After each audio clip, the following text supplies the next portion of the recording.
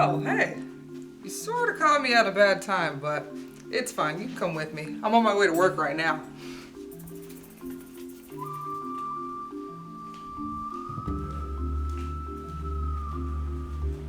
Oh, what?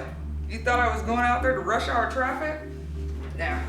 My job gives me the opportunity to work from home, but we'll talk more about me later. First, I want you to hear from my friends. At Lockheed Martin, we see wood chips, food scraps, plastic waste, and even cardboard as potential sources of clean energy. We're building the next generation of biomass power generation, biofuels, and waste-to-energy facilities to address our toughest energy challenges. Lockheed Martin and Concord Blue are collaborating to offer an advanced waste conversion system, an emerging technology that uses gasification processes to convert waste products to electricity, heat, and synthetic fuels, creating virtually no pollutants.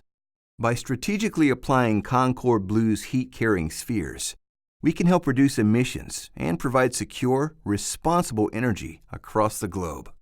We are also leading the way in alternative energy generation through federally funded projects and a record of successful developer partnerships. Lockheed Martin will continue to invest in clean, secure, and smart energy to enable global security, a strong economic future, and climate protection for future generations.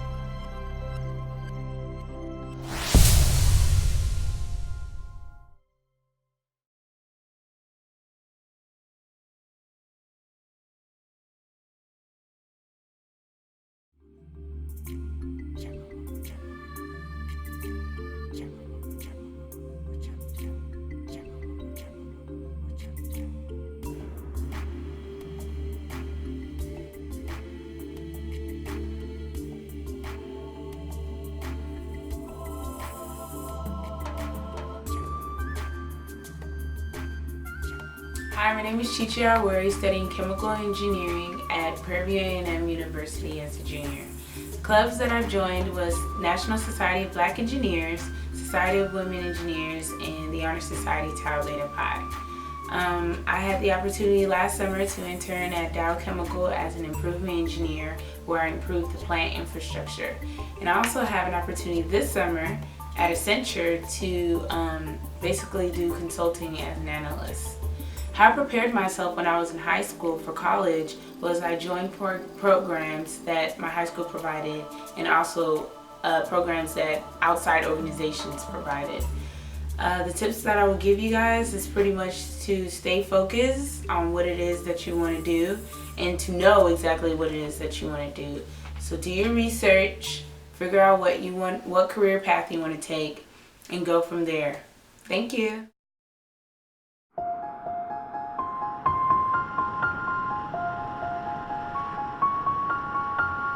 Technology that enables cars to drive themselves.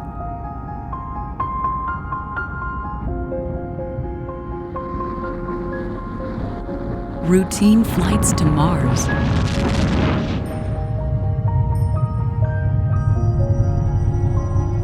Fusion reactors that produce limitless energy. To most people, they're pure science fiction from the world of tomorrow, like something out of a movie.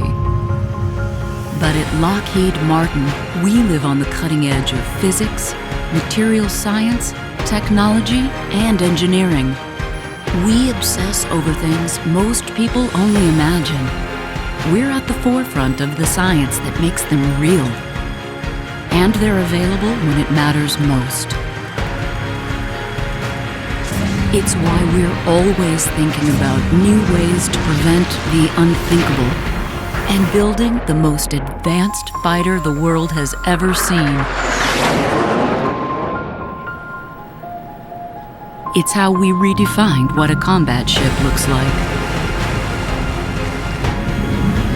Why we're harnessing the tides to generate electricity and protecting our most valuable resources.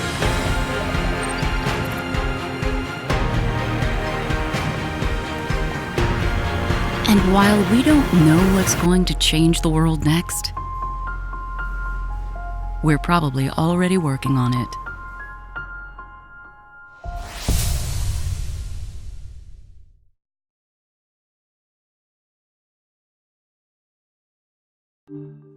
Hi everybody, I'm Jessica Dito. I am an aerospace science engineering major at Tuskegee University, and for my future with aerospace, right now, last summer I interned with GE Aviation, working with different engines with cost out. So you basically take a process, you simplify it, and you take money out of it. And then this summer I'm working with the Boeing Aerospace Company with its supportability engineering, which encompasses testing, design, communication with employers, communication with outside sources, in order to create a product that you can sell to a foreign country, someone in the country, that you can just sell. It's basically manufacturing with some presentation. So that's what I'll be doing this summer, working with the Apache helicopter. But as I get with more of my career and I get ready to plan what I actually want to do with my future, my main goal is to become a CEO of a company or plant manager, somewhere in operations where I'm leading the run in operations.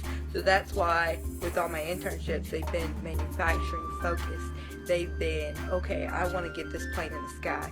I want my design to be the next Boeing aircraft. I want my design to be the next fighter jet. I want to get the design that I'm creating, the products that I am putting together in flight. So that's my main goal, is to actually see what I'm doing, what I'm designing, what I'm learning here at Tuskegee become reality. So I've got to do that through operations. Also, but you can't just go to school all the time. I am involved in numerous things at Tuskegee University. For example, I'm a member of the Marching Groups of Piper Band, where I play the tuba. I'm also a member of Tau Beta Sigma, which is the National Honorary Band Sorority. I'm a member of Sassy Women. I'm a member of the Rocky Club. I'm also the safety lead. I participate in NSBE, AIAA, which are different engineering professional organizations for college students and professionals after college. I hold a number of positions in the Student Government Association. Currently, I am the sophomore class secretary and the executive secretary-elect for the following school year for the Student Government Association for the E-Board. But along with those, I'm also involved in different community service initiatives and academic initiatives.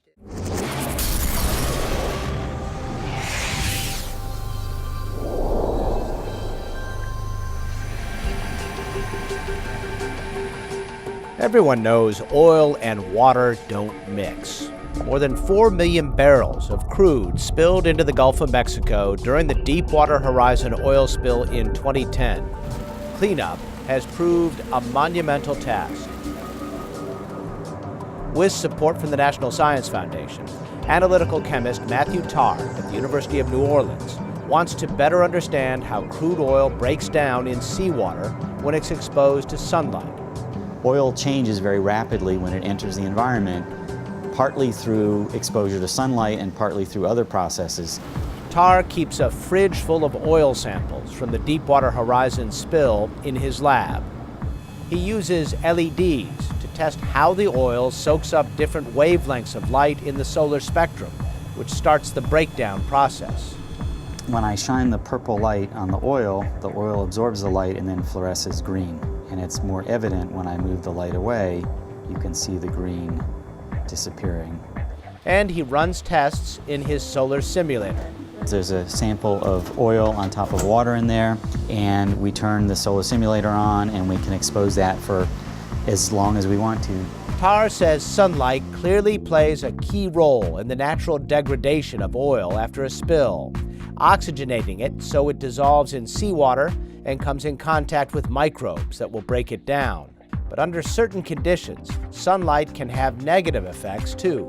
This is fresh oil that has not been exposed to any sunlight, and that's the typical consistency of oil. And then this sample is the equivalent of 30 days of sunlight. Think of it as the oil getting a sunburn, chemically transforming into a sludge with the consistency of peanut butter, pasty, thick, and sticky. All of those characteristics make it difficult for microorganisms to get into the oil to degrade it, and so it inhibits the ability of the oil to transform in the environment. Tarr says one way to prevent clumping is to spray chemical dispersants. They were widely used during the Deepwater Horizon spill.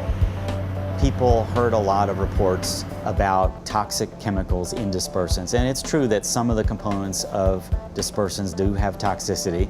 The bigger picture about dispersants is that they spread the oil out over a larger volume and allow the natural processes of oil degradation to occur.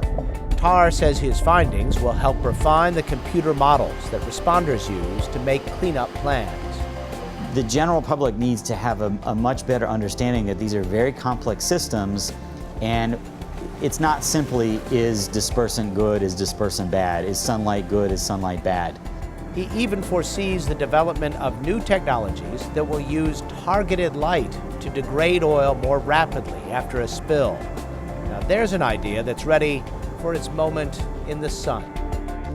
For Science Nation, I'm Miles O'Brien.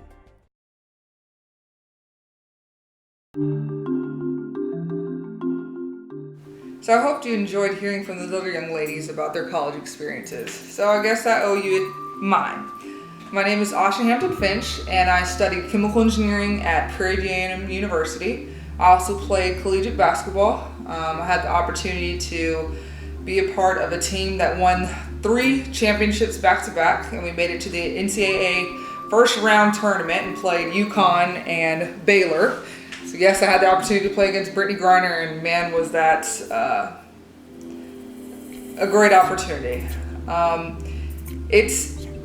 It's possible to juggle extracurricular activities and also do a rigorous degree such as chemical engineering. It just takes discipline, time management, and a phone call to mom sometimes crying and figuring out why the heck am I doing this, just to keep you going.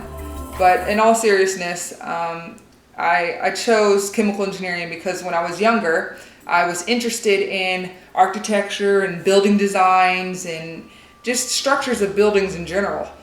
I joined a program and they focused on architecture, construction, and engineering. And they took us to an architecture firm, and I realized I don't want to do this. So I chose to focus on engineering.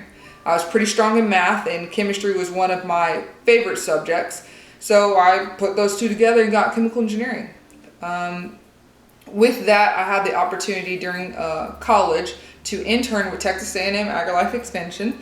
And I got to work with the youth in Fort Worth and teaching them chemistry and how chemistry can be fun.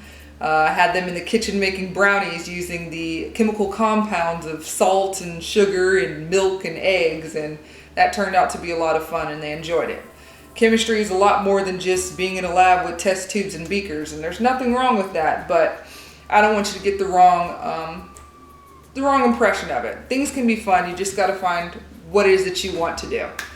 I would recommend to you guys to visit college campuses and figure out, what place feels like home to you, and make that your next home for 4 years or 5 years or however long it takes you to get your major. Time management, again, is very important. Researching what it is that you'd like to do. Joining programs that focus on what it is you think you want to do, and maybe it'll teach you don't want to do this, or maybe you'll meet people who have had different experiences than you and become interested in something else. So my main goal is to tell you to go after what it is that you want to do, and don't be scared.